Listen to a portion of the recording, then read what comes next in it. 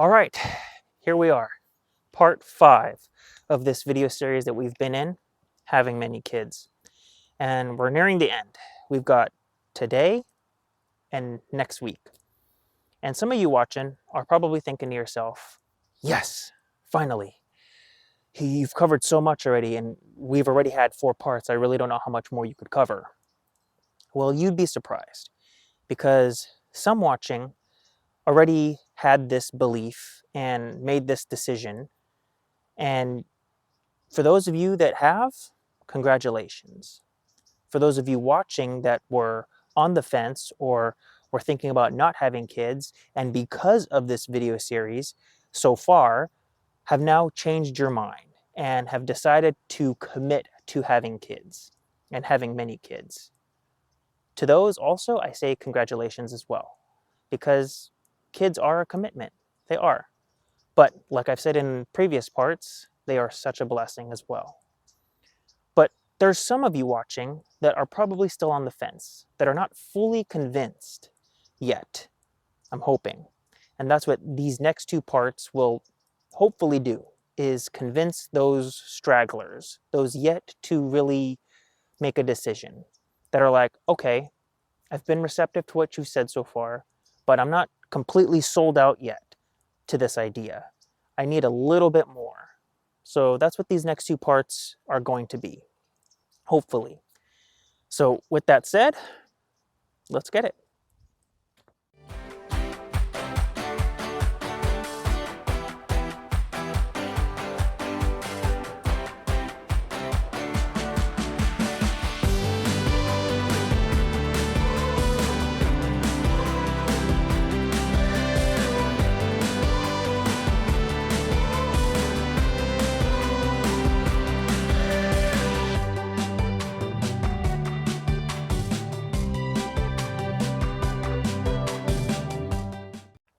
Okay, I got a question to ask us. And at first, I'm not going to be the one to really raise it or ask the question.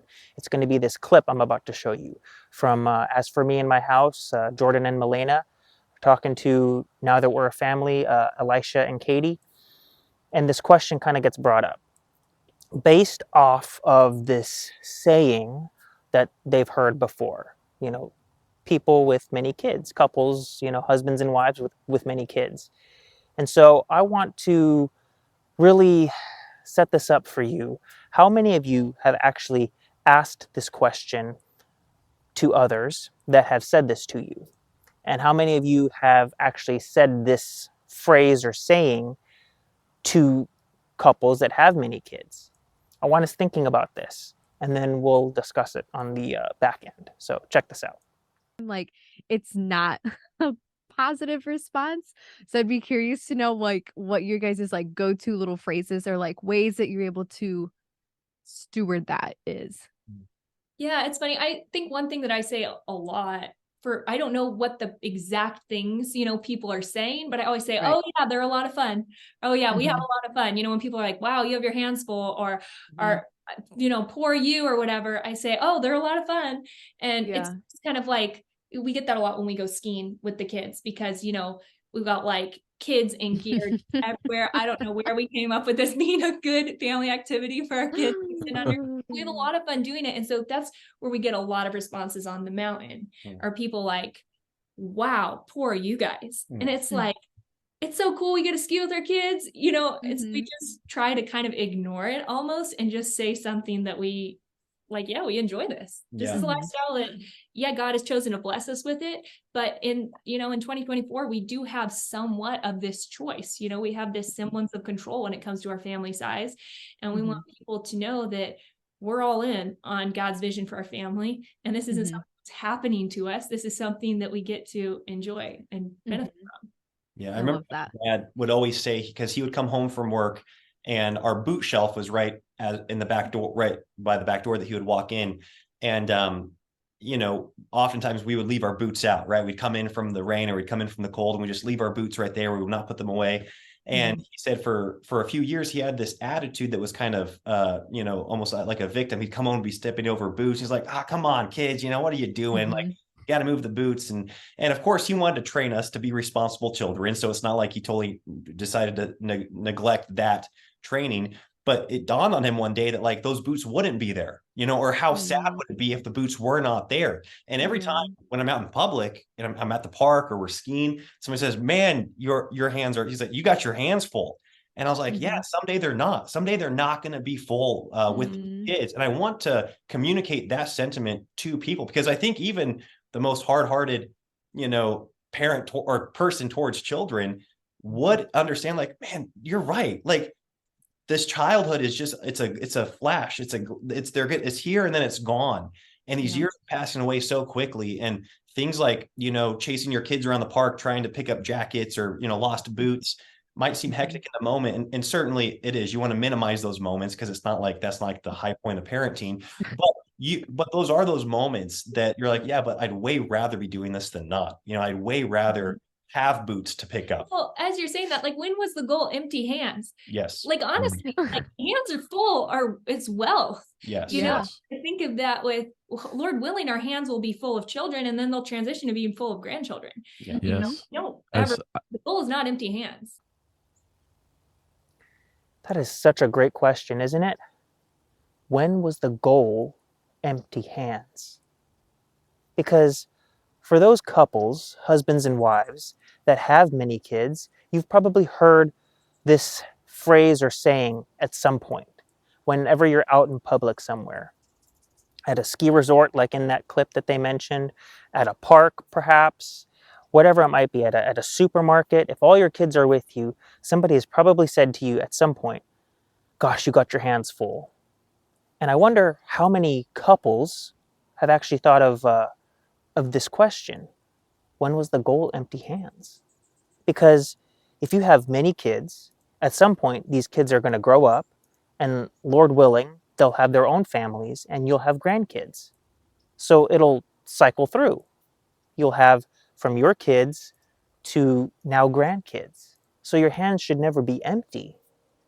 You should always be trying to not just pass on your knowledge and teach the next generation, but then at the same time, just always be pouring into somebody and mentoring somebody.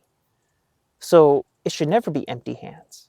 We should never be sitting idly by, because that's when we kind of get into trouble. So I just want us thinking about this notion or this idea of when was the goal empty hands. Now, I want to shift gears a little bit, and I want to touch on, let's just say you're convinced. Let's just say you're convinced now and you want to have kids. So you start having kids. How do you parent? How do you parent? Well, I think oftentimes we'll have kids, but we don't really focus on the parenting and the style of parenting or how we parent. So we'll have kids and then we put them in daycare and the public school system so that we can kind of carry on with our life.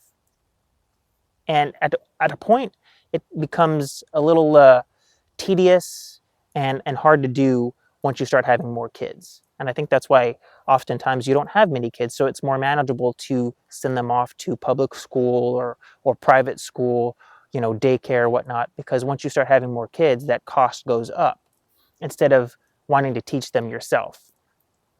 But you tend to parent and either not affirm your kids on certain things, and so they try to look for it as they grow up in other aspects, and then you'll ask yourself, where did I go wrong? How did I fail? Well, this next clip that I want to show you is from the Stay True podcast with Madison Pruitt Trout, and she had this pastor, wife, mother, Alex Seeley, she's also an author, on her podcast, and they were talking about this whole idea of parenting and how it bleeds if you are not parenting properly. Your lack of parenting or affirmation as far as just telling your kids good job and keep doing this right, or all of this stuff, it tends to bleed into our relationship with God. And I want to play this for you and have us thinking about how we parent and if it bleeds. So check this out. I lived with insecurity when I was young because I came from a season of life where I did get rejected by my parents' words. Like, they never validated. It was always never good enough. I never measured up enough. I always felt like I had to prove myself. And that bleeds into your relationship with God. So how your relationship with your mother and father is almost bleeds into your relationship with Father God and Jesus. And so I always longed for the affirmation of my leadership when I was young. I always wanted them to tell me, well done. I always wanted to hear that, hey, am I doing good? Am I doing good? And the Lord had to break me on so many levels and say, Alex, I'm the only one that matters. So would you stop looking to this leader and that? Because that leader's going to fail you one day, and then what are you going to do? And that's why I think we've got such a disconnected church, because so many young people are looking at leaders and they're falling left, right, and center. Totally. Because they're not who we put our trust in. Yes, we serve, we love, we do it, but God is the perfect father. God is the perfect leader. And So I wonder how many parents have actually kind of taught this way or raised their kids this way, where their kids have never really heard some of the crucial moments in their life about how they've done a good job, or they don't need to try to attain or copy other people, that they can be themselves. If these kids have ever felt that they're like the black sheep of the family, that they just cannot do anything right, that the parents have never told them that you are loved just for you being you. You don't have to copy this person or that person. Listen to what God says about you in the Bible and who you are in Him. Because that's really the validation that matters, that you should listen to, is what and who God says you are. And if parents are not instilling this in their kids will grow up and try to find it in somebody else who will validate them, these feelings, whether it's substance abuse or people, addictions of things, whatever it might be. They're trying to find validation somewhere else instead of looking to God. And I just hope that we're thinking about this, parents and future parents, that raise your kids with this mindset of looking to God and what God says. Because if you raise your kids that way, that is the perfect foundation for you to have many kids. If they're raised this way, they know whose they are, who they belong to, and what God says about them, which is really all that matters. Because if your relationship with your parents, like Alex was saying in that clip, is horrible, it tends to bleed into our relationship with God. And if our relationship with our parents are bad, then we take that and we focus it on God, and we walk that into our relationship with God, and then your parents are like, where did I go so wrong? Where did I go so wrong? Well, if you just put your kids in like the public school system and never really spend the time to homeschool them and teach them and build that foundation with them and teach them whose opinion really matters, and to tell them also that they're doing a good job when they actually do a good job, to tell them that they don't have to try to measure up or, copy other people. I think that's where some parents kind of mess up. But if you get this right, that is the perfect, I guess you could say, concoction, foundation for having many kids, if you teach them that way. So I hope this helps. I hope this helps somebody, aspiring parents already, or just anybody thinking about wanting to eventually start a family.